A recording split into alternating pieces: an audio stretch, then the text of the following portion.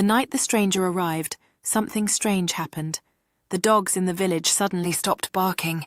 The wind went silent, and no one could explain why, leading to a series of unsettling events that began when an old fisherman walking to the shore froze in fear upon seeing a man standing there, staring at the ocean as if he had never seen water before.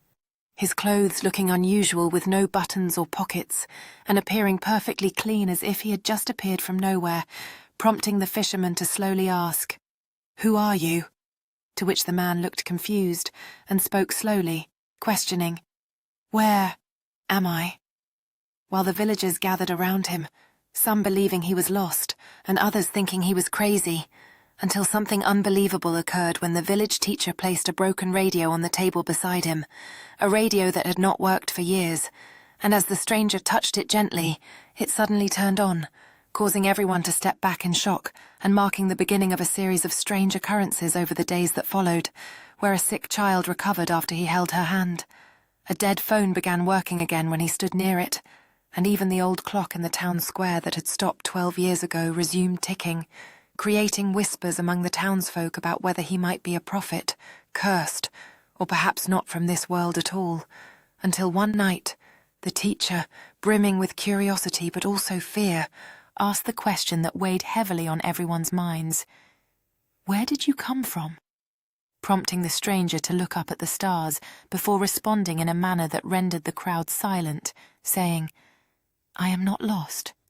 I am searching." To which the teacher inquired, "Searching for what?" And he looked at the surrounding people and said, "For the last kind world," before a bright light suddenly appeared in the sky, reminiscent of the same mysterious light that had brought him. And as the stranger began to walk toward it, the teacher shouted, "Wait! What are you?" To which the stranger turned back and quietly replied, "A traveler from a world that destroyed itself,"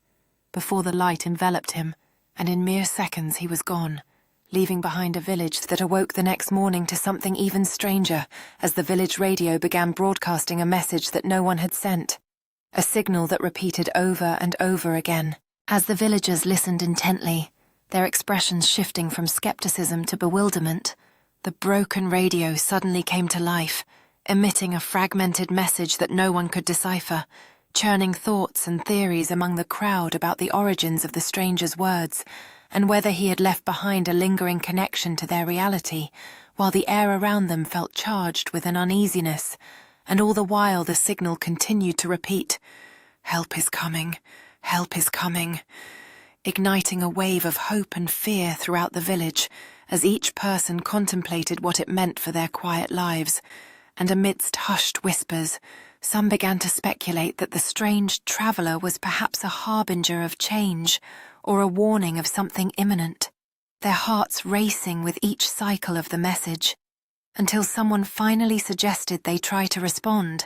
leading to a surge of energy within the group as they wondered how a simple radio could bridge such an expanse between worlds. And in the days that followed, their interactions with the radio grew more intense, as each attempt to reach out felt like an act of desperation against the unknown, culminating in a night when the villagers pooled their voices together, shouting questions into the static-filled air, hoping for a reply, which spiraled into a collective awakening to their dreams, fears, and desires, all ignited by the presence of the stranger who had vanished without a trace, leaving behind a legacy that would resonate deeply within the hearts of all those who dared to believe in the extraordinary.